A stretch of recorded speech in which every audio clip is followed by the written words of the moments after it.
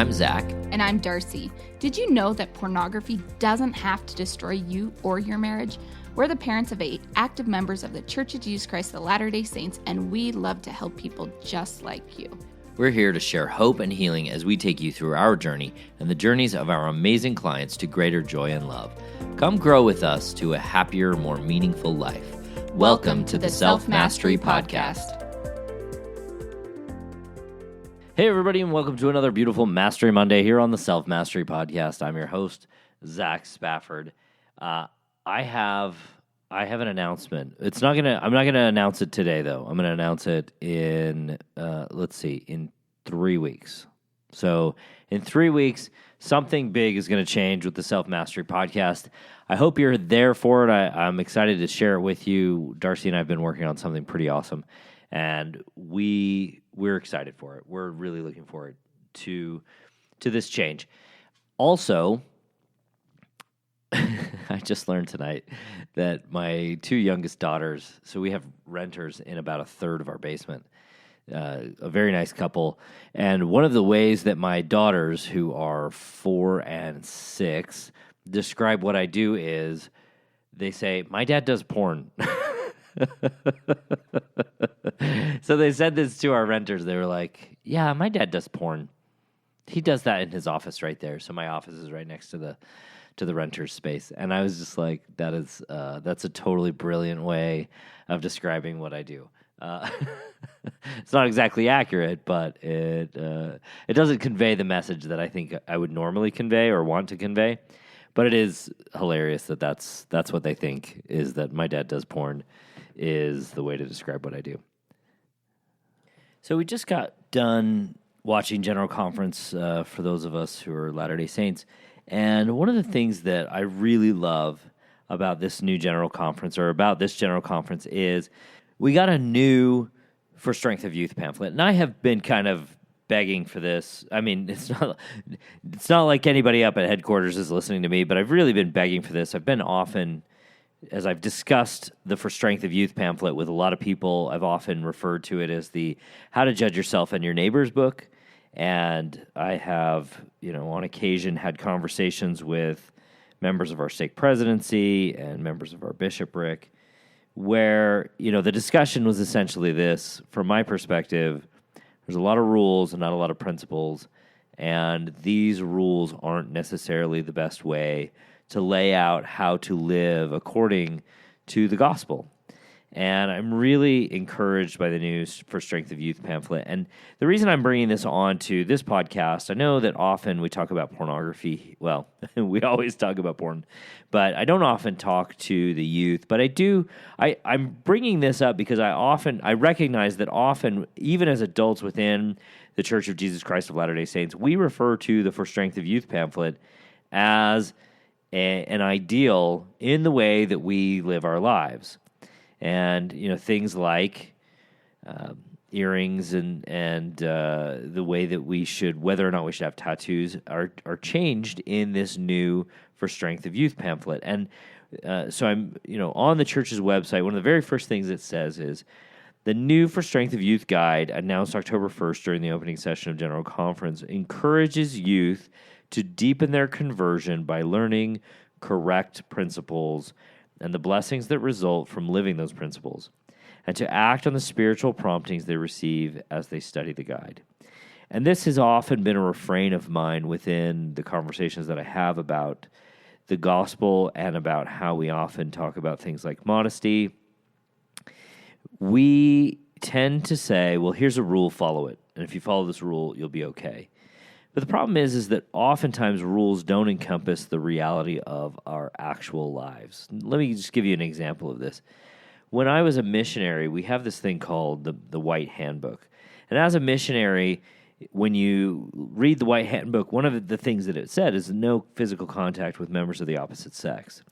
So that seems like a very good rule, and it might seem like one that could help you live the gospel, especially as a missionary. But then let me just tell you about an incident I had very early on in my mission. This is one that stands out to me, but I'm sure there were others. This woman came out of so I went on my mission to Rome, Italy, and about every 10 feet there's a Catholic church. of some sort. I'm exaggerating, but sometimes it felt like that. So we were walking along, and this woman came out of this Catholic church, and she was crying, like very just deep, painful sobs. And as a young new missionary who barely spoke any Italian, I just went up to her, and I just gave her a hug. And we hugged there for maybe a minute or two. I didn't know what else to do or say for her, but I felt like that was the thing that I could do in that moment. And she thanked me, and she thanked my companion, and then she left. I never saw her again. So my question to you would be, is that living the principles of the gospel, or was it more important that I don't touch her? And I think what you're probably seeing is that oftentimes what we've done is we've said, here's a rule, follow this rule, and we'll get an appropriate outcome. But Joseph Smith never said that. That was not one of Joseph Smith's teachings. Joseph Smith, in fact, taught that if we teach correct principles, we will govern ourselves. We will find ourselves in a state of self-governance. That includes learning and living by those principles. And you're like, well, what happened there is that you were just hugging this woman, and that's not really a principle of the gospel. Well, let me tell you, I think that the most important principle of the gospel is to love your neighbor as yourself. Well, maybe that's one of the most important principles of the gospel. So here I was in a moment, in a very acute moment, able to love this woman, even though maybe she didn't feel loved at that time, or maybe she just needed some love. I don't know. Honestly, I barely know any more about the story than what I've told you. So maybe I, screwed up. Maybe that was like the worst thing I could have done, but I felt like it was the right thing in the right moment. Whereas, don't touch anyone of the opposite sex. Well, that rule doesn't necessarily apply in a lot of situations. I know for us missionaries, we often would do baci, which is, you kiss on the right and the left cheek. Other cultures, like French, that's a pretty normal thing. Russia, pretty normal thing to kiss the people that you greet, not in any sort of sexual way, but to greet them with a kiss on the side of the cheek. Not a big deal. So let me ask you: is it going to be more effective to participate in the culture in an appropriate way because you love and care for the people in that culture, or is it better to follow a rule that might alienate you from the people of that culture? And this to me is the thrust of a great deal of this new For Strength of Youth guidebook. I'm super keen on it. I don't think they've done everything the way that I would say makes the most sense, but I'm really pleased with a lot of the strides that have been made, and I'm super grateful that the First Presidency has done this. I'll be honest, I've had some conversations with our stake presidency, and I've said we need to be better at teaching principles, and I hope that this helps us get along and move along that path, because this is honestly a phenomenal conversation. And I want to talk in particular about two components. And these two components, I think, lead us into the rest of our lives when it comes to how to deal with pornography and how to deal with our own growth around pornography and modesty. So I want to start with modesty. One of the very first things it does in this new guide is talk about an invitation. It invites us to kind of think about the way that we're thinking about who we are and what we're doing. And it says, as you make decisions about your clothing, hairstyle, appearance, ask yourself, am I honoring my body as a sacred gift from God? And I think that this is a really great question because, in Brazil, for instance, my wife's aunt is from Brazil. We've known a lot of people who are from Brazil, and especially members of the church. They go and they look for a one-piece swimsuit, and it doesn't exist. And they're not thinking about it in the same way we are. Exactly everyone in Brazil wears a two-piece swimsuit. And it's one of those things where, am I doing this? Am I wearing what I'm wearing in order to, this is kind of the way that I've always couched it. Am I wearing what I'm wearing in order to attract someone salaciously, or am I wearing this because I feel good? I feel good in myself. I feel good in what I'm doing. I feel good in who I'm being. Am I being good to me, and am I being good in terms of not showing up trying to disrupt other people's lives, right? Am I honoring my body as a sacred gift from God? Is such a great question, and it creates a space for us to figure out what is it that it looks like to choose for myself how I want to dress, and then also to grow beyond that. So we had a discussion up at the Life Coach event we did a couple Saturdays ago now. There was a woman there who shared a story about how she decided that she would go from wearing 2 pieces to 1-piece bathing suits. And it was 100% entirely about her. It wasn't about, I have to follow this rule. It wasn't about, I have to think about, how others will view me, or how, when I view myself, am I, making a problem for others? So, it was entirely self-based. And for her, that was a moment of growth. It was this opportunity for her to say, I think that changing the way that I'm wearing my clothing for me is going to help me be the better version of myself. Now, am I endorsing that going from a 2-piece to a 1-piece is the only way to go, and that's what you have to do, and how to grow as a person? No, I'm absolutely not doing that. I'm not saying that in any way. What I am saying is, it's a really important question to ask yourself. And the question that I love that we came up with at this event was, is the way that I'm acting, is the way that I'm choosing to behave, holding me back from my greater potential? And if it is, then maybe I'm going to change it. Then I'm going to change it. I can move forward. I can grow beyond it. And if it isn't, if I don't find it problematic, then it's not a problem to leave it. And there's no need for you to become a different person just because you think someone else or some other, entity outside of you thinks you should change. And here's why this is important. Oftentimes, the way that we teach about modesty, and I'm going to talk about this another day more in depth with my friend Amanda Lauder. I think we're going to do a joint podcast this week on this. But the way that we often teach about modesty is from a perspective of, if you don't dress modestly, then you're going to create problems for others. And this is problematic around pornography. This is problematic in the sexual development of a lot of people, in particular the person who's hearing that message, and the young woman who might be hearing that message. And I'll be honest with you, this is a one-sided issue, right? Mostly we tell girls, hey, you need to cover up so that you don't make the boys feel uncomfortable. And this is a problem for young men, because they hear this and they go, oh, she should be able to control me. So when you get to marriage, here's what happens. The wife thinks, I should have control over someone else's sexuality. That's essentially the message we've been sending them. What you wear impacts other people sexually. And the men are hearing, what the girls are wearing impacts me sexually. So therefore, they have some control, some measure of control over how I behave sexually.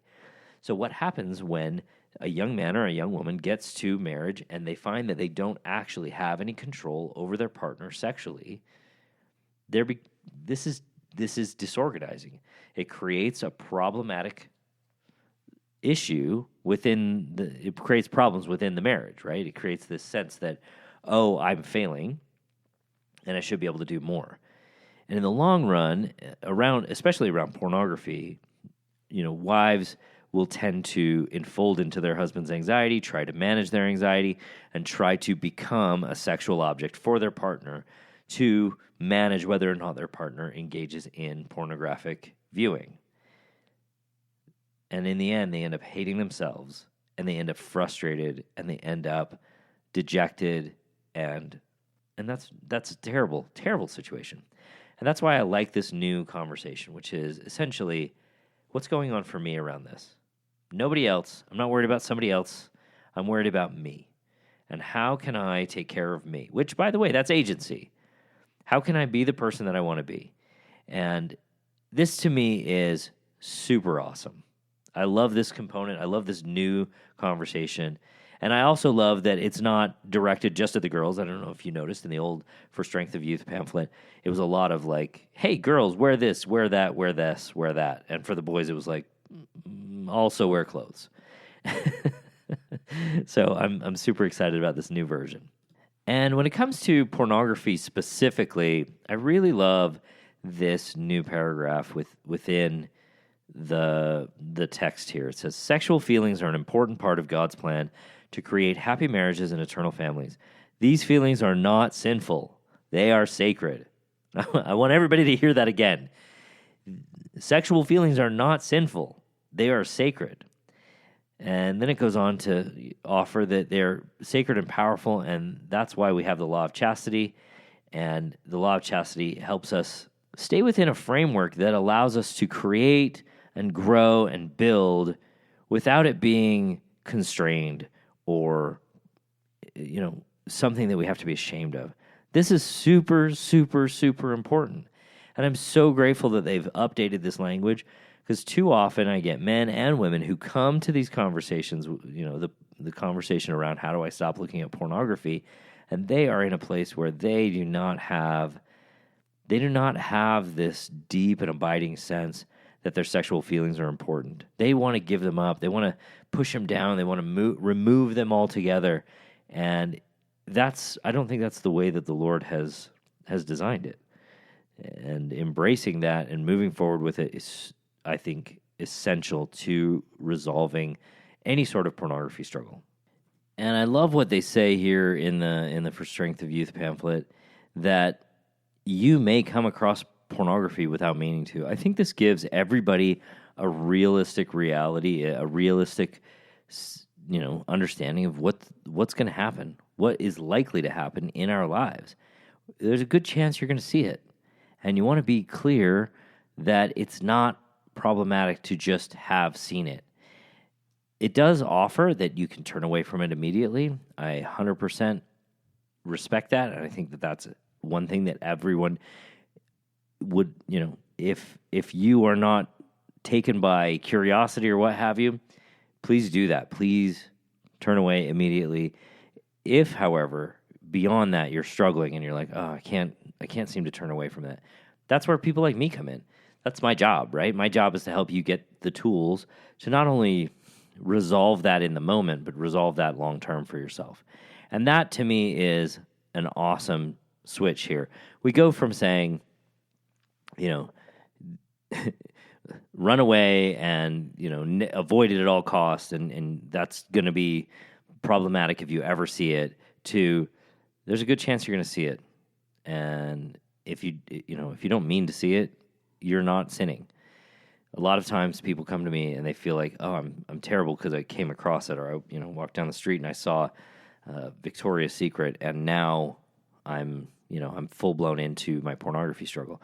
A lot of people, when they fall down the rabbit hole, the proverbial rabbit hole, it often starts with an unintentional sight, and then they go, well, I got to tell my wife about this, or I got to tell my parents about this, so I might as well go full on.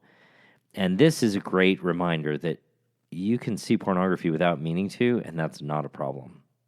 And then it goes on to talk about how to keep it goes on to talk about keeping sex and sexual feelings sacred.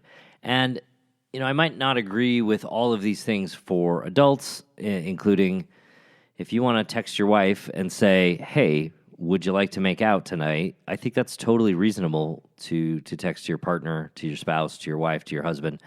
I think that's different for kids than it is for adults.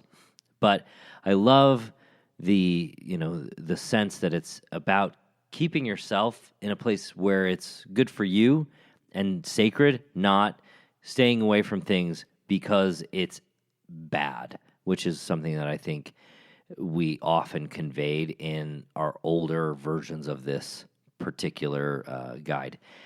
And then it also offers that if you aren't sure it talks about, staying away from things, but I like what it said here. Your parents and your leaders can help you learn, help you know, right? If you find that situations or activities make temptation stronger, avoid them. You know what those situations are, and if you aren't sure, the Spirit, your parents, and your leaders can help you know.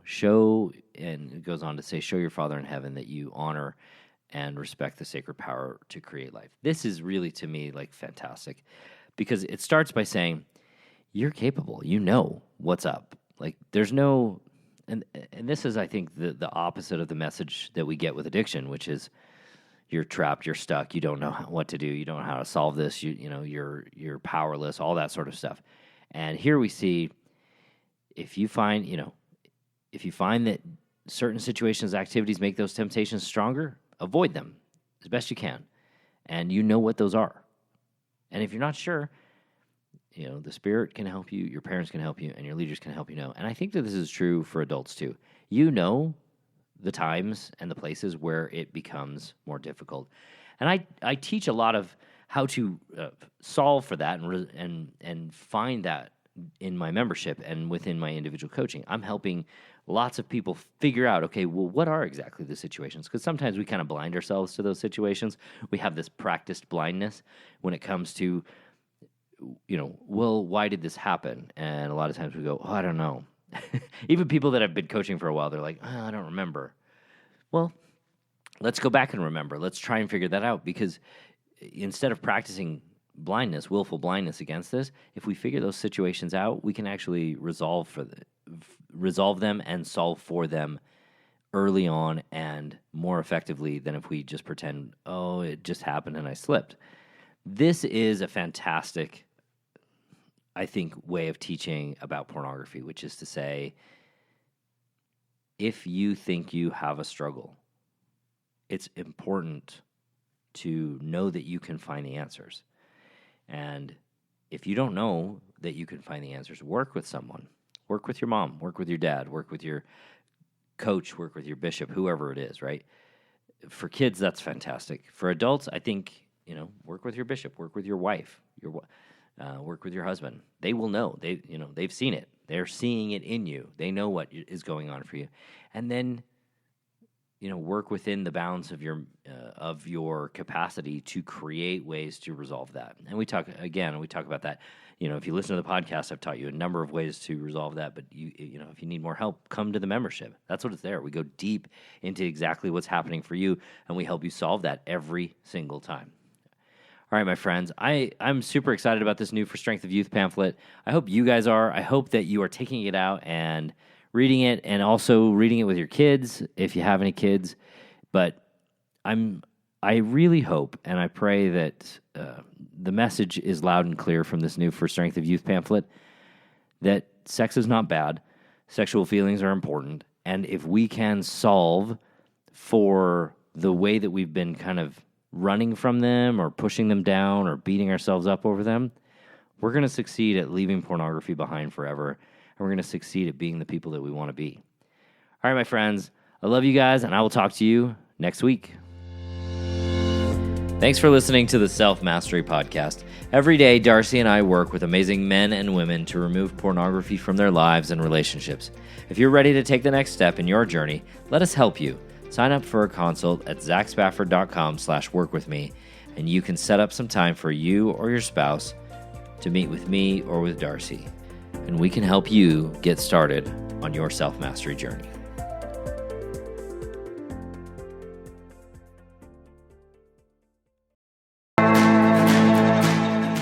Thanks for listening to Thrive Beyond Pornography. If you're seeking guidance and support to overcome pornography for good and begin creating a thriving life beyond it, check out my free webinar, How to Overcome Pornography with Skills That Actually Work. You'll learn practical, proven skills guided by an expert coach who has personally overcome pornography. Whether you're getting started for just yourself or along with your spouse, Darcy and I can teach you the tools that will help you put your life on the right path for you. Be sure to check out the show notes for a direct link, and if you could take a moment to leave a review wherever you listen to podcasts, it would mean the world to us. Your reviews play a significant role in helping others discover the show so they can join us on this transformative journey. Thank you for being part of the Thrive Beyond Pornography community. Until our next episode, stay strong, stay focused, and keep thriving.